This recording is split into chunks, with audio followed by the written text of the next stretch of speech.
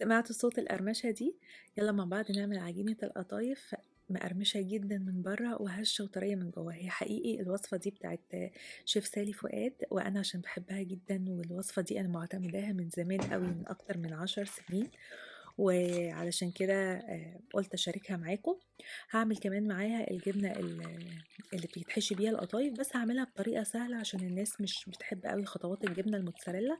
فهوريكم في الفيديو ازاي تعملوها بطريقة سهلة ومبسطة، وهتطلع معاكم مطاطية كده وبتمضغ معاكم في الاكل، بس مش بخطوات الجبنة الموتزاريلا. برضه هقول لكم في الفيديو لو مش عايزينها الجبنة تكون بتمط معاكم، عايزينها كريمية عادي كأنها حشوة قشطة كده، هقول لكم تعملوا ايه. اول حاجة معايا 2 لتر من الحليب، يستحسن يكون حليب كامل الدسم، وهنحطه على النار ندفيه لدرجة حرارة 35 أو 40 مئوية. أول ما يدفع أحط عليه 2 ملي من المنفعة، أو ممكن نحط ربع كوباية خل أو ربع كوباية ليمون، وهنسيبه على جنب. هنبدأ دلوقتي في تحضير عجينة القطايف. معايا كوباية من الدقيق، عليها ربع كوباية من دقيق السميد، ودقيق السميد ده اللي هو الدقيق بتاع البسبوسة، والخطوة دي هتخليها مقرمشة جدا، و يعني هتخليها مختلفة فعلا عن بتاعة بره.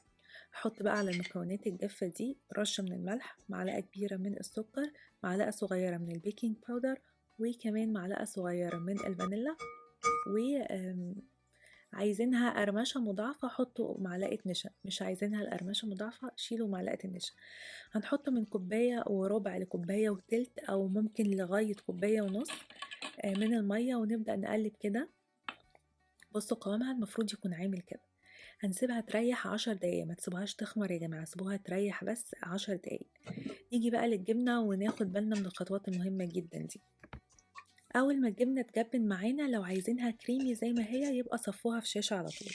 أنا زي ما قلت عشان عايزاها مطاطية شوية أو فيها مضغة، خدت الجبنة بعد ما جبنت حطيتها على النار شوية، سخنتها لغاية لما فصلت من بعضها زي ما انتوا شايفين كده، وعملت كتل شبه الجبنة القريش بس جامدة شوية. الموضوع ده هيخلي الجبنة تقلب لمطاطية شوية.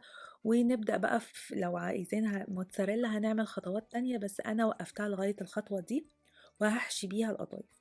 هنصفيها من المية، بتتصفى من المية بسرعة جدا، ما بتاخدش وقت كبير. وزي ما انتوا شايفين كده، بصوا بقى ماسكة نفسها وعاملة ازاي. يعني انا لو كملت عليها بقى، سخنت الشرش ونزلته عليها سخن، هتقلب معايا الموتزاريلا. بس انا بقى فرفتها وحطيت عليها معلقة كبيرة من السكر ومعلقة صغيرة من الفانيلا، علشان احشي بيها القطايف. القطايف زي ما قلت نسيبها 10 دقايق بس، ما نسيبهاش كتير عشان لما بتخمر كتير بتعمل فقاقيع مش حلوة. طاسة سخنة على النار، وهنبدأ نشكل القطايف. مهم نطلعها باللون الابيض ده، ما تخليهاش تاخد لون بني، علشان هي لسه هتتقلي في الزيت. لو خدت لون بني وحمرتوها في الزيت هتلاقوها طالعه لونها اسود، سوري يعني. بس هي لازم تبقى لونها فاتح كده علشان تدوها وقتها كويس في الزيت، عشان تطلع معاكم قرمشه. فمهم جدا ان احنا نطلعها بلون فاتح كده، ما ناخدهاش لون غامق. مهم برضو ان احنا نطلعها على قماشة، ولما تبرد علشان يعني نسيب مكان لأصحابها، نقدر ان احنا نحطها على بعض، ما نحطهاش على بعض وهي سخنة عشان ما تعجنش منكم. مهم ان احنا طبعا نغطيها بالقماشة دي مع كل مرة بنطلع فيها القطايف عشان ما تنشفش مننا وتبوظ. هنحشيها بقى الحشوة اللي أنا عملتها أو المكسرات. أنا بحب اللي بالجبنة جدا جدا جدا، بحس الميكس كده الجبنة شوية مش مسكرة، والشربات ده كمان يعني مسكر، فبحب أنا الميكس ده. احشوها بقى بأي حشوات انتوا بتحبوها، ونقليها في زيت غزير جدا. زي ما قلت ان هي طالعه لونها ابيض، فهيخلي تاخد وقتها كويس في الزيت وتتحمر كويس، فبالتالي هتطلع معاكم قرمشه جدا جدا فوق ما تتخيلوا. اقلوها بقى، واول ما تطلع من الزيت بنحط عليها الشربات. عملت معاكم الشربات قبل كده، برضو هسيب لكم المقادير بتاعته مع المكونات. وزينوها بقى من فوق برشة فستق أو رشة جوز هند. والفيديو بتاعي خلص، أتمنى إن هو يكون عجبكم.